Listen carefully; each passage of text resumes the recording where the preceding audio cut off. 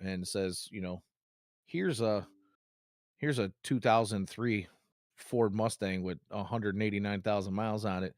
We want $60,000. I'm going to laugh in their face, right? And I may feel so disrespected that I don't want to talk to you anymore. But we'll see if that plays true with MLB GMs. Well, I mean, my main thing here is that Juan Soto is a free agent in 2025. You get 1 year of Juan Soto, and you're asking for 7 prospects in return for 1 year. Yeah, yeah, that's you're probably going to get laughed out of the building every time on that. Yeah, when you say bold strategy, um, Hey, I we'll hope it works out for him. yeah, we'll see if it works out for him, Cotton. Um, Pretty insane. So uh, next up, the winter meetings have actually started as of today, and news has come out that the Brewers have made a couple of signings as well. They've signed Wade Miley, and apparently they're in agreement with Joe Ross as well, who's been a major health issue kind of guy. He's had Tommy John and been out a bunch. When he's there, he's generally looked really good until he's gotten hurt. So I don't know. We'll see. What happens. What's up, Draft 904? How you doing? I mean, we'll see what happens with him if he can manage to stay healthy. But that was one thing they've been talked about being shopping all of their high priced or in the future high priced starting pitching, and we knew that they needed to shore up their starting pitching. So, I mean, I guess this kind of moves them in the correct direction. I mean, Wade Miley generally puts up innings, but Joe Ross is, I don't know, man. That's a pretty rough one. Yeah, no disagreement here. Yeah. And also, Brewers also making noise. Um, Now, you remember Luis Robert and his I mean, extension before he had played. The Brewers ah, have gone out and made the I wouldn't say necessarily the consensus number 2 player in for all of the draft publications, but Jackson Churio is really highly rated, along the same lines of a Luis Robert. Being a umpteen tool player. Having all of the skill sets, and so they have signed him to a record-breaking 8-year, $82 million extension. indeed. We've Insane. seen a little bit of yeah, I mean, we've seen a little bit about how that plays out here on the South Side because as you mentioned, up until this point, the White Sox owned the top 2 contracts ever doled out for players that had never played a single inning at the MLB level. And, one of those being, both of those being guys who have not either A, seen the field enough to, live up to the payday that they've gotten, or B, have produced in a way that you would hope for the payday that they had gotten. And, at the time, we as White Sox fans thought, "Huh, here's kind of a new strategy, for Sox fans, because if these guys do kinda produce and do the things that they're supposed to do, you're probably gonna get a huge discount, right? Because they're basically taking their rookie contracts away and getting them on, extended contracts that aren't superstar numbers, but you're hoping these guys produce at superstar levels." Didn't really quite work out. It almost seemed as though, all the guys that got extended early with the White Sox kind of said, "Well, you know what? I got my payday. I'm set. I can just kinda take it easy and kick back." And, the Brewers are probably getting out there and saying, "You know what? We're confident that Jax Churio is not going to do that kinda thing. This guy is gonna the heart of a warrior. He's gonna come out and he's gonna do everything he can to produce and maybe even get himself one of those, you know, huge 3, 4, $500 million contracts somewhere down the line as we're seeing that, some of these big names getting, every year here lately. What do you Yeah. think? I mean, the crazy thing is that not only is it 8-year, $82 million, but there are unspecified escalators and incentives in the contract that could get him up to $142.5 million. Oh, I had not heard that part. That is Yeah. quite interesting. Yeah. So I mean, there is, a this is one thing that the White Sox did not do, which was put in motivation for said players. And I mean, Right. when you're an MLB caliber baseball player, I would like to think that motivation should not be an issue. I No, would it I should would not. like to think that.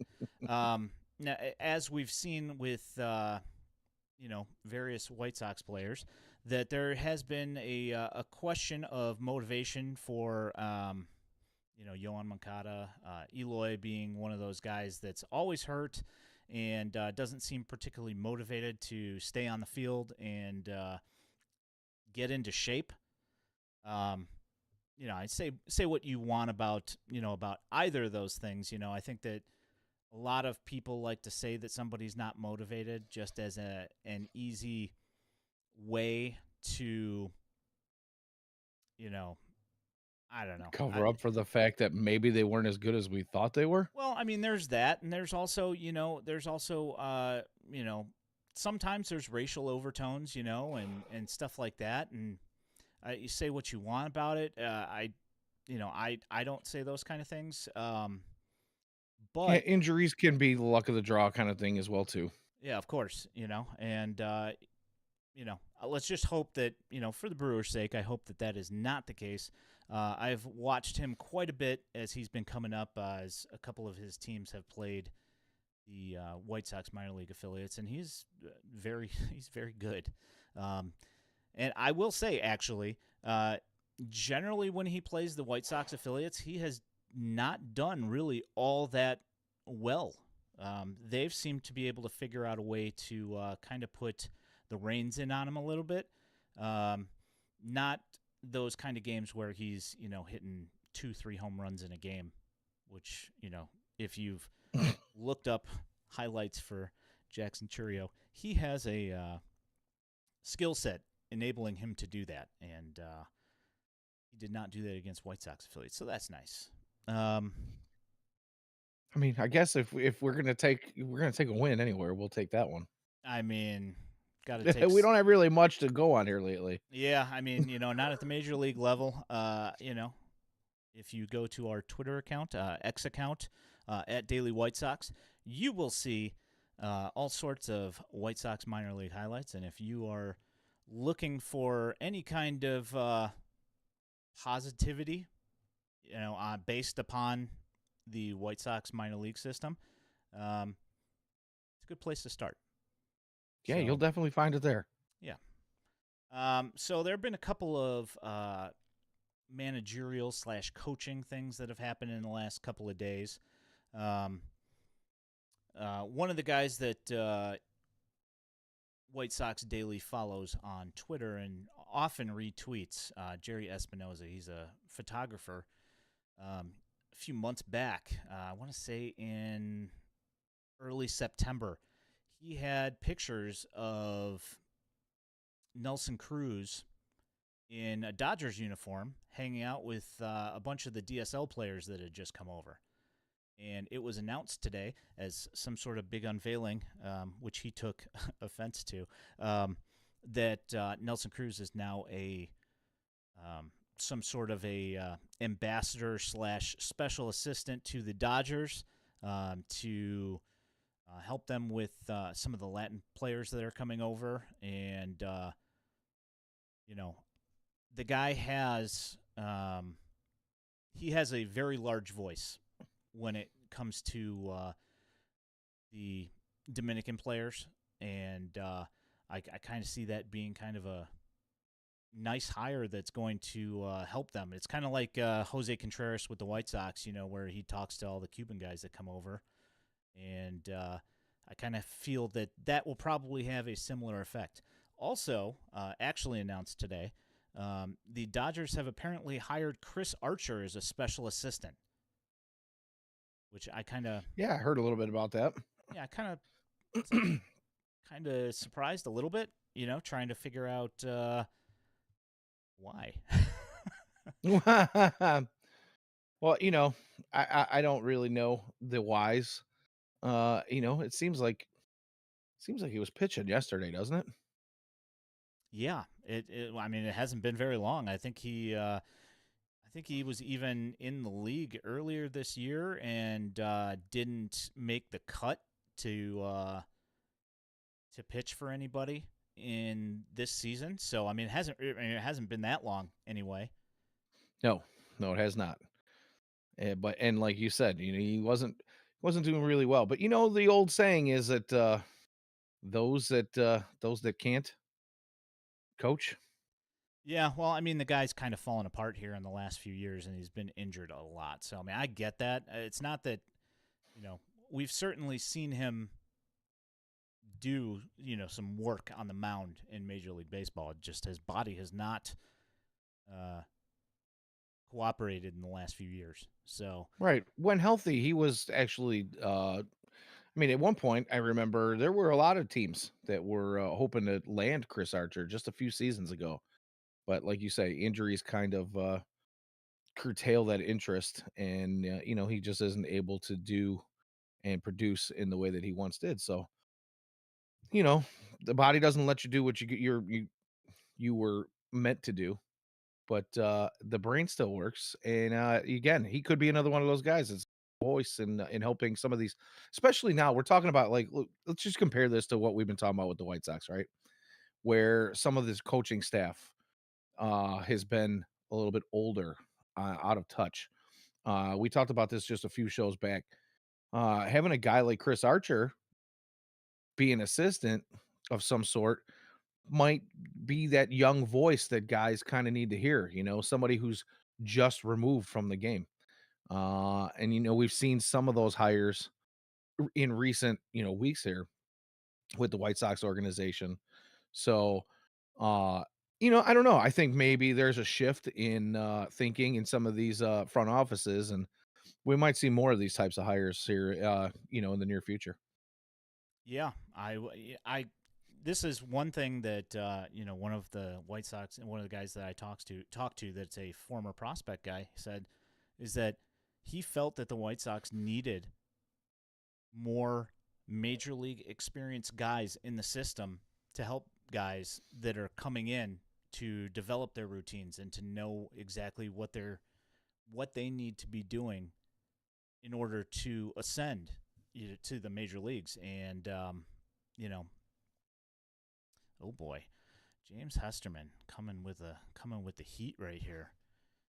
Oh, did I miss it? Says, fun fact, Colson working out with Jake Berger, Rooker, and Pasquantino currently. I don't know if you know this or not, but they do share the same agency. So that explains that. And I did hear that a few weeks ago and completely spaced it. So that's good to know. Yeah. So another extension handed out. Thompson, the manager for the Phillies, also given an extension.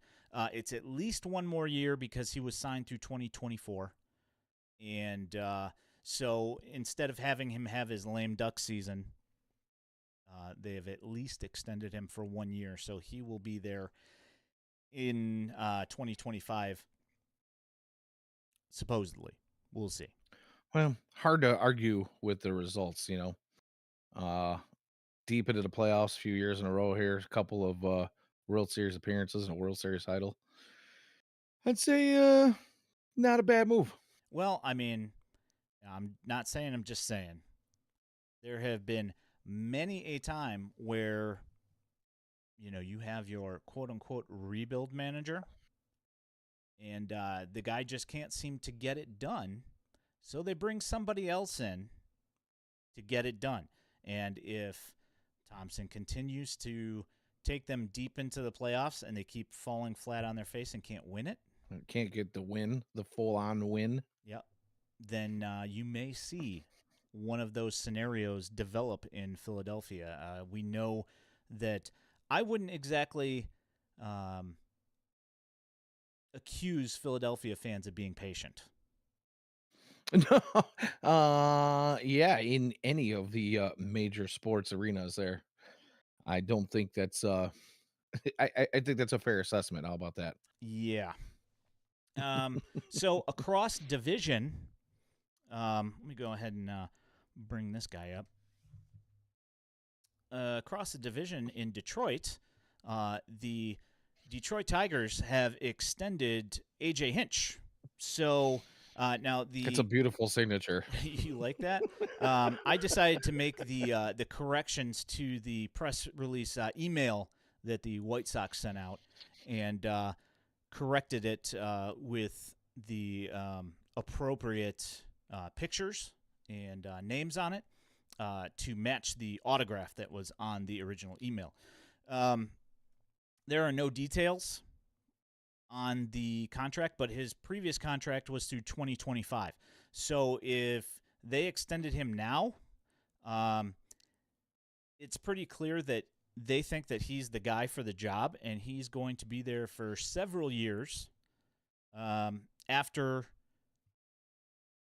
after his original contract in 2025. So there's no lame duck. There's nothing like that. I don't know exactly, and obviously I don't know the details on how long that contract is, but he's at least going to be there for a few years, foreseeing,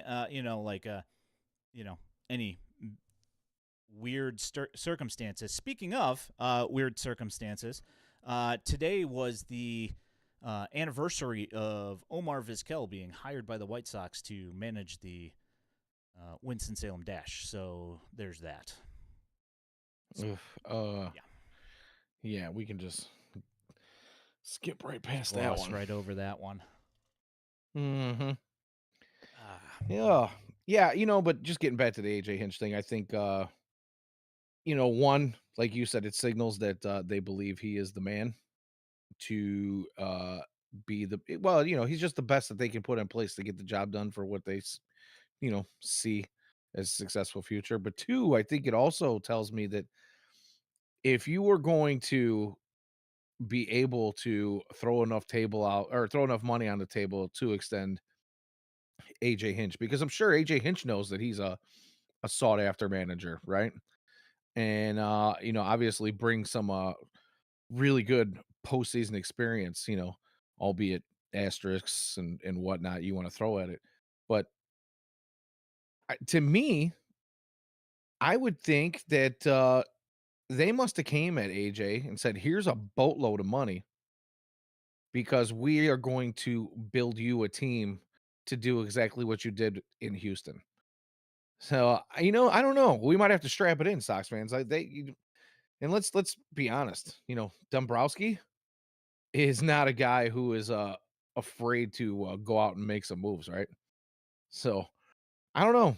We might see some competition to the north and east of us here over the next few years, and it won't just be a Cleveland team trying to scrape and claw away at just enough to win a Central Division, or a Twins team that's going to do just enough to win a Central Division, or a White Sox team that thinks they can run away with the Central Division and fall flat on their face. So I don't know. You can read between the lines, or you can just say, "Yeah, they probably threw a bunch of money at him, and that's that." I don't know. yeah. Speaking of the Cleveland Guardians, has been floated out there that they are listening to offers on Emmanuel Clase, which is interesting. I Yeah, find that to possibly be the best closer in baseball right now. yeah, no, I mean, I just find it kind of strange. Like why that's it's definitely worked for you. I mean, I guess if you're getting some boatload of prospects for them, I get it. I just like they're always trying to not spend money, always, and Right. always seems to work out so well for them. Um, did you happen to see Pedro Grifal's outfit for his presser at the winter meetings? earlier today? I might have caught a very small glimpse, yeah, Let me go ahead and bring up but, a picture of that. See if I can get it. Am I going to get it? Hide that. There we go. That is Pedro's outfit that he decided to wear to the winter meetings to do his presser. Um, hmm, I decided that it was probably a good idea to make some alterations to that, and we now have Father Griffal. Um, Padre yes, Padre Pedro. he is here to take all of your confessions and be here to help you out with you know any problems that you have with the White Sox. He is willing to talk about them. Yeah, well, let me just start by saying, bless me, Padre Pedro, for I have sinned in my White Sox fandom because I have lost all faith until you show me something. Yeah. We get this from Luis here. Unserious outfit from an unserious organization. Um, Yeah, well, there you go. I can't argue with that. Okay, there's nothing more serious than sitting in the other side of a confessional, buddy. I mean, I'm just saying here, James. Hide the Come on altar now. boys. Woo! So he had some quotes today. He says, "We have some players that are really talented, and we're not going to just move them to move them. It has to make sense. These guys have proven it at the major league level, and if it makes sense for us, I think Chris and his staff will pull the trigger. If it doesn't, then we'll wait for the right time." All right. So, this is one thing. This is going to be a kind of something that you hear several times here in the next couple of quotes here, is that they're trying to make it seem like they're not going to be trading people because they don't need to. Sure. I watched the 2023 White Sox. Um, I'd say something definitely needs to change, and I mean, one could say that a few of these guys aren't necessarily the issue. However, you might think that maybe you might want to just get rid of some of these guys just to change the overall tone in the clubhouse. Now, my issue here is that you still have this clown running the whole thing, and to me, that's an Yeah. issue. Father, Yeah. No my disagreement. apologies, Father Griffal. Yeah, no disagreement here. But I'm with you on the let's get some new blood going. Let's get something. Let's see some sort of change. The definition of insanity is doing the same thing over and over again and expecting different results. Let I don't know. Let's switch it up a little bit. It can't get much worse than last year. I You mean, know, I don't know. I mean, I the feel the like record can't get much worse than last year, but when you look at things after the trade deadline that they actually played significantly worse, actually things can get a lot worse, yeah, record this is wise. true. So I mean, you know, mm, I mean, technically, yes, they can get worse. Let's hope that they don't, but it certainly could. We'll Well, see. I didn't say they can't get much worse. I mean, they got to run into a handful. Yeah, I mean, can you I really don't get know. much worse than 100 plus losses? I don't, 110 and 101. What's the difference?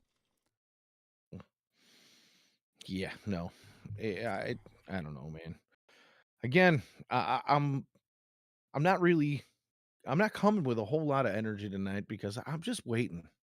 Just Something. show me Just show us something. anything, Just anything. And if we are going to trade some guys, let's please get something in return.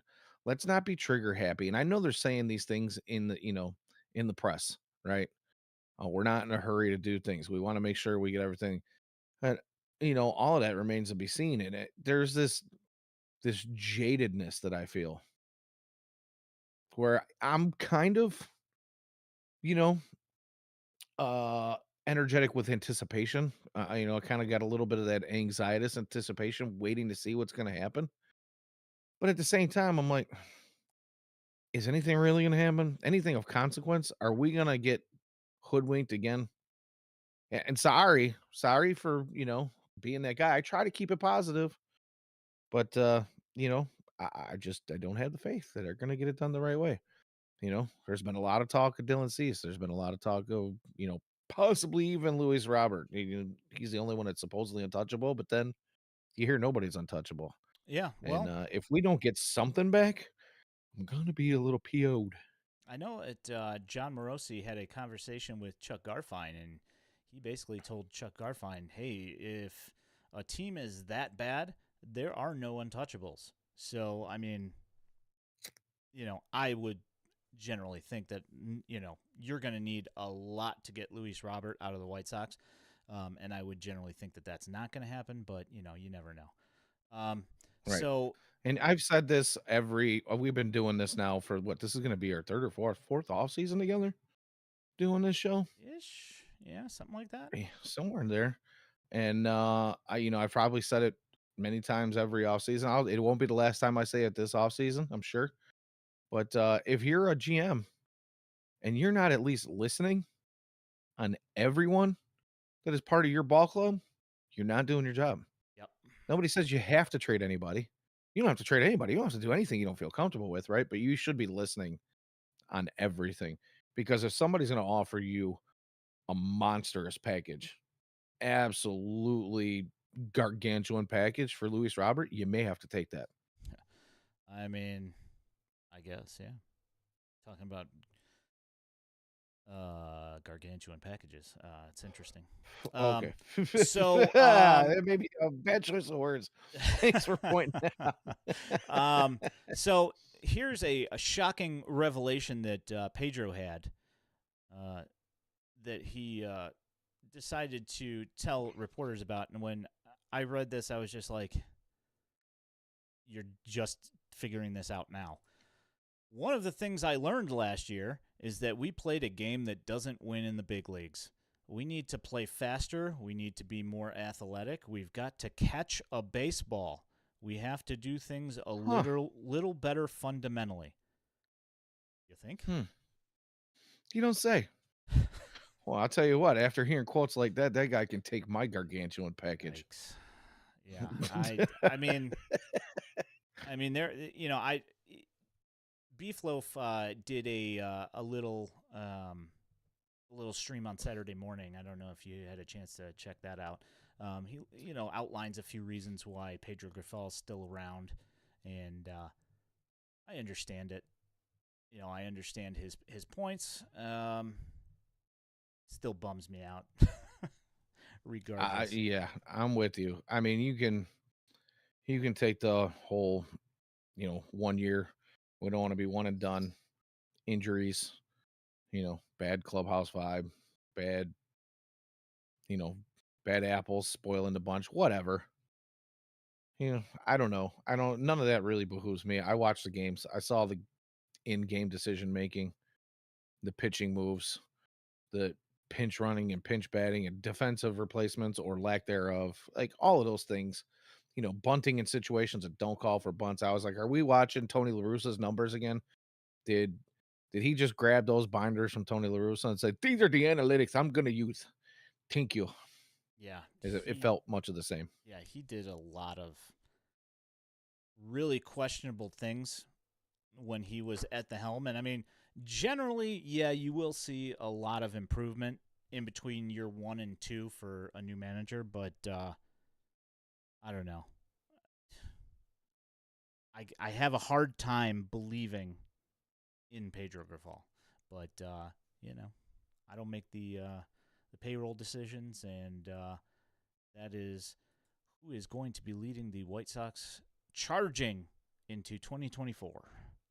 Ooh, yeah, charging my credit card for beers and tickets and parking. Mm. Uh yeah. No, I don't know, man. Yeah, whatever. Whatever. Let's move on. Yeah, I did not listen to any of or read any of Jerry Reinsdorf's quotes because I don't need to hear what he has to say. I don't think that anything he says is going to shed any light on anything that's going to matter to me whatsoever. Because I don't need to hear about David Eckstein. So, Chris Getz, however, did do some interviews as well. There he is. Yeah, there he is. There's our guy. He's a skew. Um, but go Where's ahead. his alter ego? I don't know if it's gonna. I don't know if it's gonna work. Might Mm, not work because it looks like it is a skew. Let's go ahead and mm. try that. Oh, there it is. Oh, Yeah. there he is. Yeah, that makes me feel better. All right. Well, if that makes you feel better, let's see if I'm bringing up the right one here. So in regards, actually, you know what? Let's not talk about that one just yet. We'll get to that one later. All right. So when asked about whether the White Sox are rebuilding or not, he said, "I would think retool is a good way to phrase it. I say that because see now I see what's going on here. Whole thing, that whole thing. Oh, there we go. Hey, all I don't right. know why I did that. That's really weird." Um, He says, I would think retool is a good way to phrase it. I say that because we do have talent on this roster. Obviously, it hasn't worked, so you've got to be creative and find ways to improve it. We talk about the makeup and the chemistry of the team, or certainly add depth or acquire players who are flat out better. We are on a pursuit to improve this team, and there are different ways to go about it. I mean, that's the kind of thing that I like to hear. Um, And I would say that fundamentally the team has probably gotten better defense wise. But offensively, I certainly wouldn't say that they've gotten better. No, the Um, ceiling has definitely gone down offensively. That's if we're going to talk about anything. Like, obviously a lot of the current guys on the roster have not performed all that great to begin with. So getting at least the same out of some new guys is probably not that far of a stretch, but you definitely have taken the ceiling down quite a bit. yeah. Um, the issue being that we've watched this team basically since probably about midway through 21, and we've watched the offense be stagnant and very inconsistent or consistently uneven. It's either 3 runs, Consistently inconsistent. yeah, it's 3 runs or 7 runs, and and most of the time it's 3 runs. It's not Yeah. been pretty. So I maybe you know if you want to wear some rose-colored glasses, maybe having some contact guys like a Nicky Lopez or a Paul DeJong around, maybe that helps the rest of the guys in the lineup have some guys, hopefully, on base to drive people in, or you know, Paul DeJong can hit some home runs and maybe drive some guys in. But I don't know. I mean, everybody else on the team has to stay healthy, which has been an issue. There's still a couple of glaring holes at catcher and right field, and I personally I'm not sold yet on the Corey Lee experience. Nor am I. Uh I mean, granted it was a small sample size at the end of the second half of last year, but the bat did not translate It did not. like at all. At all. And he wasn't even the greatest of receivers Yeah, behind the plate either. So, you're kind of hoping that you get something, maybe I don't know, who knows? Maybe they go with the Carlos Perez experience instead. Yeah, that's Uh, that's the thing that worries me is um the defensive part of the equation, you know, is that he's billed as a guy that's supposed to be a defensive first catcher who does run into the ball occasionally with some power. And the thing that's always, that a bunch of people said about him in the minors is that when he sells out for power, the batting average in OBP is going to drop. And, we didn't see either side of power no. on one side or OBP and batting average on the other side. We didn't see either side with that very limited run. And I know he was coming back from injury, and there is that, and it might take him a little bit of time to get back into things. But yeah, that was rough. I mean, It was. we do have a couple other guys in the in AAA, and Carlos Perez and Hackenberg that are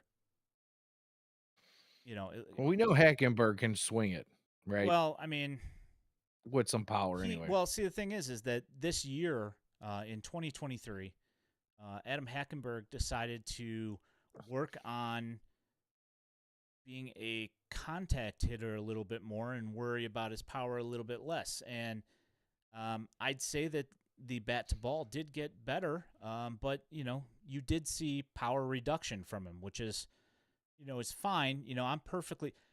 If we get Jason Kendall, where defensively a plus can throw the ball real well and hit singles and doubles, I'm fine with that. But Yeah, I'm me not too. saying that's what he is, though. No, not at the moment. Yeah.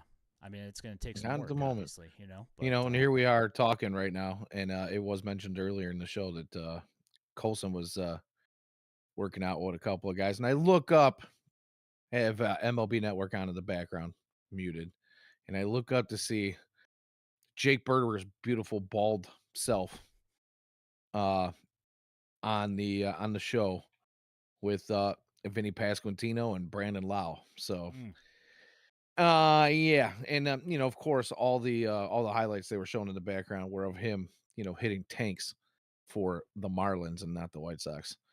So yay. well, I mean, he hit more for the White Sox than he did with the Marlins, but, I digress.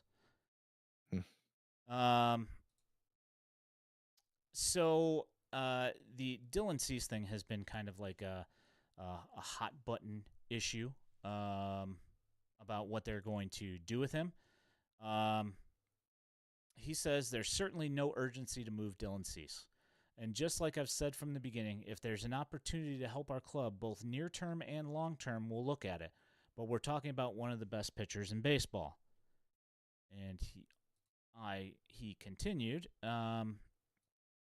Right now, we're not very close. But just like other winter meetings, that can quickly change in a matter of minutes. That's why you keep your phone on and continue to have conversations with every club and agents as well. So, obviously, we know how this game's played is that they're going to say that they're in no hurry to get rid of him and that they don't need to trade him.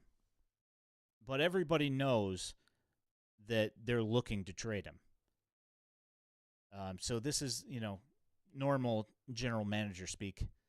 That Right. Don't want to sound too desperate. yeah, we don't need to If I trade him. sound desperate, I'm gonna get caught with my pants down. So Exactly. yeah, we'll see. Yeah, exactly. I kind of figure that it's only a matter of time until he does go.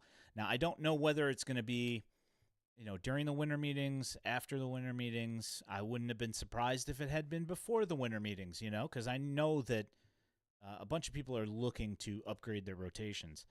Um, so there have been quite a few rumors, and I kind of wanted to gauge your feelings on if the White Sox do trade Dylan Cease.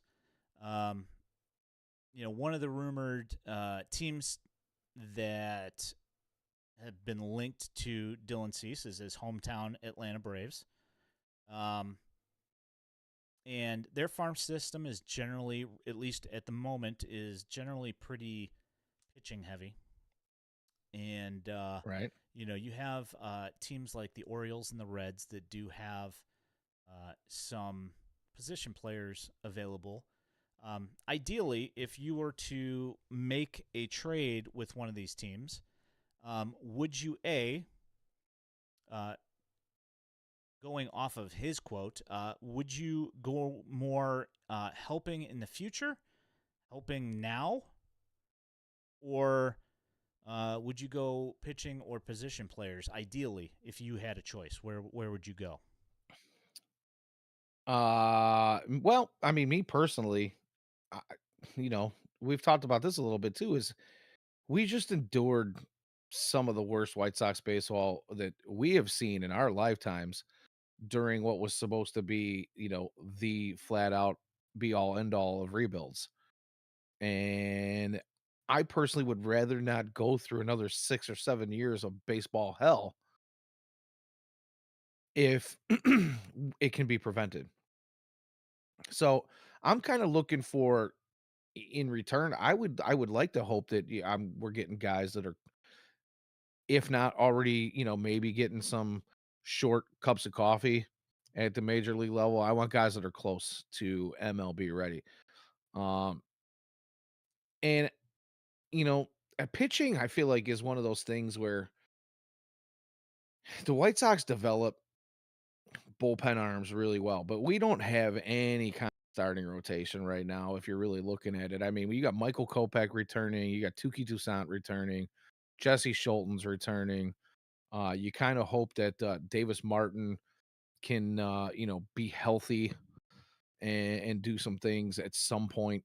But I would like to get some, maybe one really good pitching prospect. But the Sox have this terrible penchant for not being able to develop or get the most out of their on-field prospects, right? So why not steal somebody from somebody else's organization who's close, who's had that best development possible? And we brought up that Seattle trade with the Braves earlier, and I said, I happened to mention that some of those guys might not be there. And the Braves have pretty much come out and said that Marco Gonzalez, when they acquired him from Seattle, was not going. I mean, they've already said it. He's pretty much not going to be a part of our organization for very long. So they're looking to deal him. Do you want him as as a White Sox? Do you want him part of the package? Maybe. I don't know. Doesn't really jump off the paper at me, but you know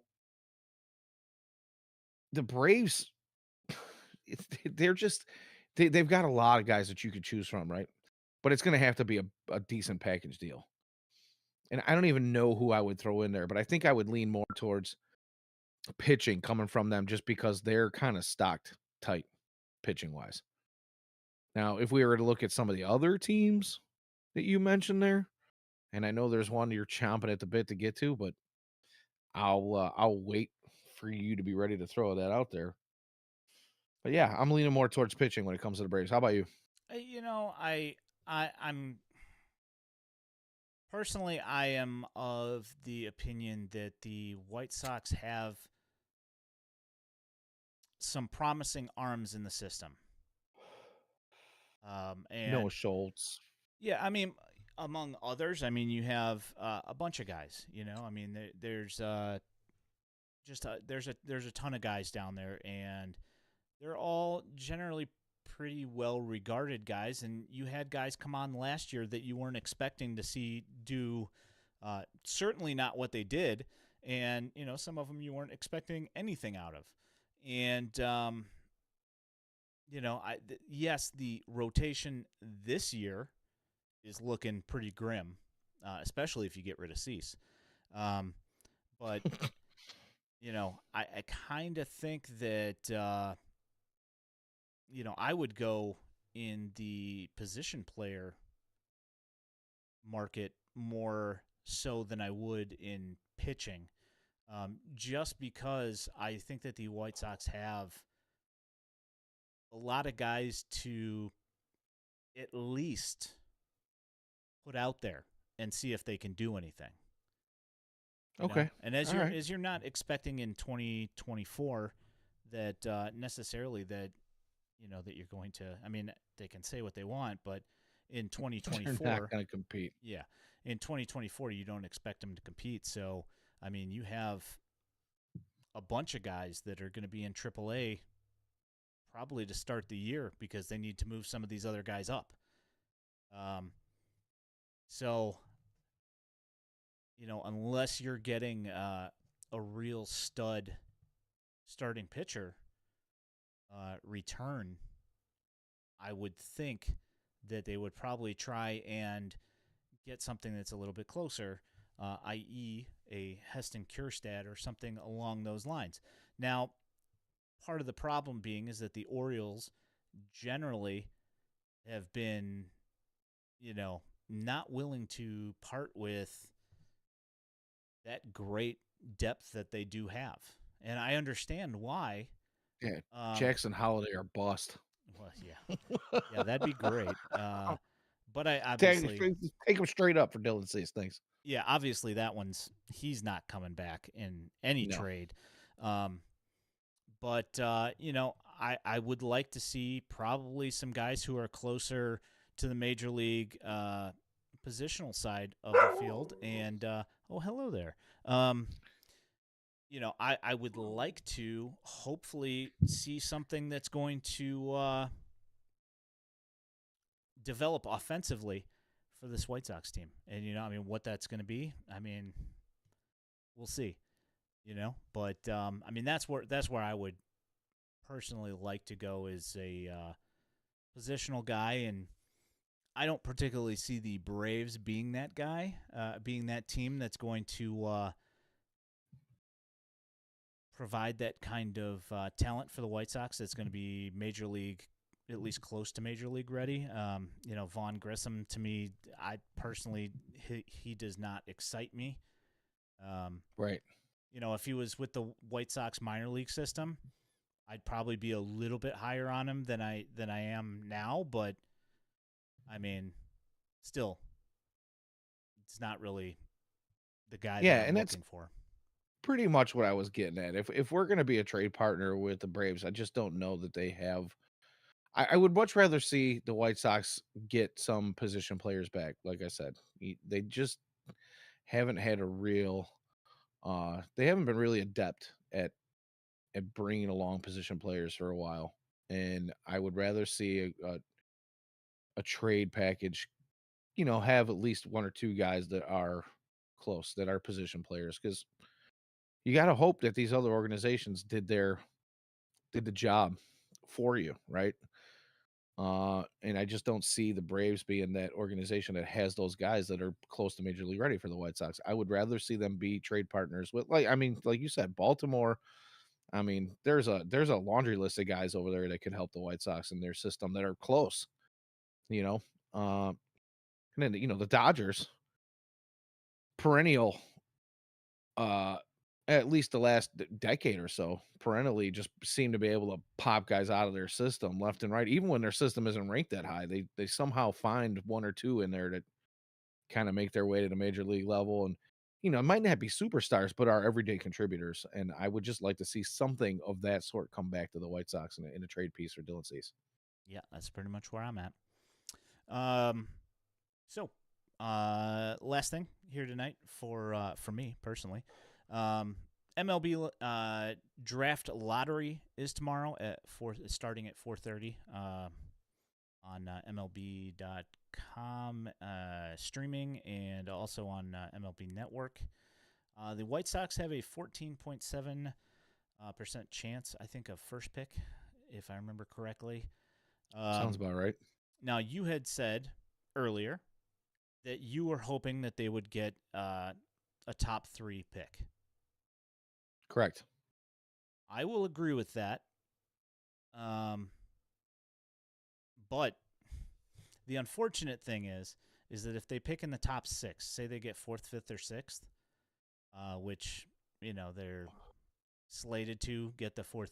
If you were to go specifically on winning percentage, that they are going to get the 4th pick. If they were to slide fourth, fifth, or sixth. In 2025, when there's supposed to be a better draft class, you are looking at not in the top 10, regardless Correct. of how garbage your record is. Poorly your finish, yeah. So, kind of, my feeling is that if you don't get more or less the first or second pick, you better get seventh or eighth and drop way out of it. Because Yeah, I can see that line of thinking for sure.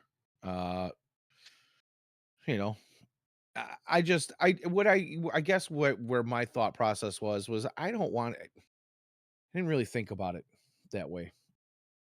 The way you're putting it out there. I was thinking about more of the fact that, as these lottery things go, often you can see a team that finished in the bottom 3, in other pro sports, obviously, because it's going to be the first time that the MLB is doing this. But you can see a team that finished in the bottom 3, and all of a sudden they drop down to, fifth, sixth, seventh, eighth in a draft lottery. And that kind of stings a little bit, right? I mean, it's one of those things. It's like if MLB had kept in the traditions that it had been using for years, where, you know, you're the bottom team gets the number 1 pick in the following draft, and the White Sox should be picking, well, I think it was what, 3rd or 4th fourth, yeah. as far as, yeah. So normally I wouldn't want to see them fall below that, because that guy, it's like, that's just adding insult to injury, right? Yeah. And that was just kind of my thought process. But now you're right. Now thinking back to the way they have this draft lottery set up, if you do fall within the top handful of picks, then your eligibility for the following season becomes uh almost a moot point. You know what I mean? Yeah. And I think there's even some kind of 2-year thing in there. If I have to go back and I think read it's just one. how I they think I think you just can't draft within the top 10 the year after. The main the one team who is really in a rough spot with that is the Washington Nationals. They did pick second last year, and they got Dylan Cruz, which is fantastic. However, the issue being is that their system is not fantastic. I wouldn't say it's barren, but they're not one of the top systems, and they don't look like they're going to be doing. I mean, they were pretty terrible this year. I think they had the second or third worst record in baseball, and they can't pick in the top 10 this year because of these new rules. And it's not necessarily that they're tanking. They just, they traded Soto, and they just don't have a lot. They just don't really have a whole lot to bring up, really. I mean, I guess right, they could go right. out there and spend insane amounts of money, but as the White Sox have proven, if you spend $190 million, $200 million, it doesn't guarantee that you're gonna win 70 more than 70 games. So the Nationals could go out and spend another like $80 million in this offseason and fill it with a bunch of MLB retreads and spend a bunch of money. But if the talent's not there and they don't do better record-wise, even if they had done that last year and they still ended up with like the 5th worst record, they still wouldn't be able to draft in the top 10. So Yeah, it's yeah, like, kind of sucks. yeah, I mean, it's tough. Like I understand like the idea of not wanting teams to tank, but on the other hand, when you get into a situation where, say you just haven't drafted well, say you can't, that like they tried to extend Soto, they tried to extend Harper, and then you have Steven Strasburg, who Right. signs this huge extension and then just can't pitch for years. Like when you get into a situation like that, I mean, regardless of whether they make their money back via insurance, which there was no insurance on the Strasburg contract. I know, doesn't that hurt? Oof. Insane. But at the same time, just because of that, that's a bunch of extra money that they're still paying out. And they were talking about trying to settle, like Strasburg was talking about trying to settle with them and like not use up all their money. But the thing is that the MLB Players Union generally frowns upon giving money back on a contract when you make money. They don't like that. So I No, because would, it sets a precedent so that doesn't work in the favor of the players. yeah. So I would seriously doubt that they're gonna, that he's gonna give very much of that money back. So I mean, like they're just in a bad spot, and I don't, like they're not my team. I don't dislike them. I did follow them when Harper was there. Me and Rudels were Harper guys, and like we enjoyed our time. When he was there, and we went to the park and watched them play out there, and it was cool. Um, but you know, it's just when now, if your team's not good, it doesn't matter anymore. Is that Yeah, it and can doesn't you guarantee imagine you being anything. really good and then falling off a cliff and very similar situation to this where you're going deep into the playoffs for a few years, you're making World Series appearances and maybe even getting a World Series win and then yeah, like you said, you kind of for some reason, whatever the reason is, you fall off a cliff and now you're not eligible. Rough, man. Rough. Yeah, And I like you mean, said, I get the reasons why because they're trying to prevent bad baseball, right? They're trying to they're trying to keep some sort of parity. purposely bad baseball. Right, purposely bad But baseball. I mean, here's the thing: is Y that the Rays have been picking late in the first, been picking late in the draft for ages now, and they still do okay. But the issue being is that they get all sorts of sandwich comp picks because when their guys get signed by somebody else when they leave, they get compensation for that. They get compensation for being, in poverty Tampa Bay, Um, right. so, I mean, they're getting all these comp picks. So they're getting, you know, two first rounders, essentially, two second rounders, So, yeah, you would think that, of course, they're going to build up in the draft a little bit faster. But, say a team like Nationals, they're not going to get that extra help. So, No. You only hope that your home team, your favorite team, whoever it is, whether you're a Sox fan or a Nationals fan like we're talking about or a Mariners fan or an Angels fan, that your front office has some talent evaluators that are as good as what is going on down in Tampa because they just seem to find them. They even seem to snatch them from other teams where they're like, "Oh, hey, Randy, yeah. Randy Rosarina when he was traded over to." I mean that whole thing was just guy came out of nowhere. Yep. He see he they just seem to pick up people who are talented and bring the best out of them early on in their careers right away. And Yep. we just don't we haven't seen that type of thing here on the South Side in what seems like forever, if ever. Well, I mean, let's hope that, as has been documented on at Daily White Sox on X/Twitter, you can see that the White Sox prospects have been making some strides in making changes to approaches, getting generally just better um, over the last few years. And I, then they let Andy Barquette go, and I don't know who they're taking, who they're gonna be having even do that position going forward. That like Right. they haven't announced a replacement for that yet, and I haven't heard anything from anybody. Everybody's tight-lipped about it, which fine, like I get it.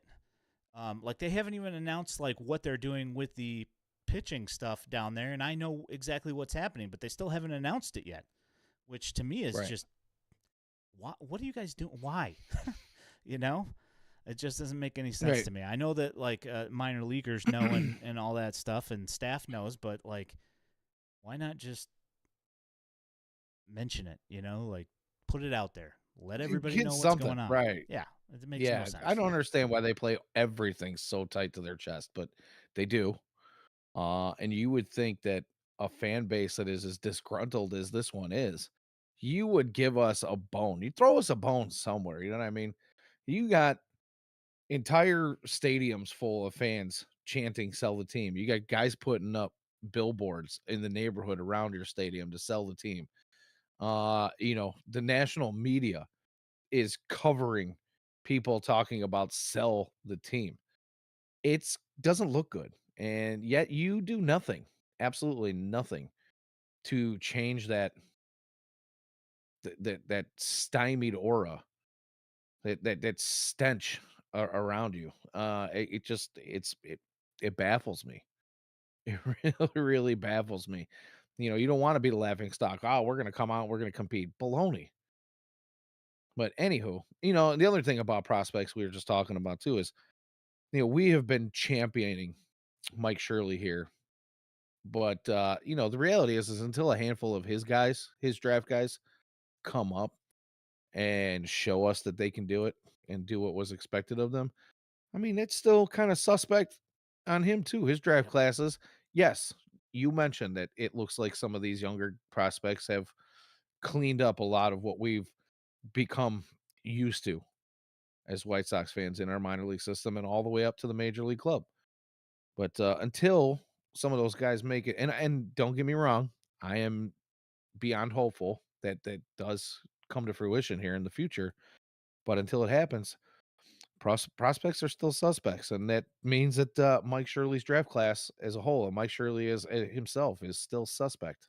Yep. So Yep. I don't know. We'll see how it goes. Yeah, until they come up and do some damage, they're going to be viewed as just prospects until they come up and do something, and you know we need to see that at some point. I'm not saying anything about anybody in particular, but I mean, at some point somebody's got to come up and do something for the system to look like a success. So, at Daily White Sox on Twitter, whitesoxdaily.substack.com for written content, which there hasn't been a whole lot of lately, but you can also find this podcast there. Also, you can get this podcast anywhere where you get your podcasts. If you're watching on YouTube, please like and subscribe. Same with Facebook as well. Yeah, so thank you so much for coming and hanging out and chatting, everybody. And we appreciate you guys listening and coming out and watching as well. If you are not watching, come hang out in our YouTube page and or our Facebook page or on Twitch, twitch.tv/White Sox Daily. We are generally here every Monday night. If it's not Monday, it's Tuesday, but it's usually Monday. And we appreciate you guys. My name is Ian Esridge. For my co-host, the Danny Miller, you guys have a great night, and we will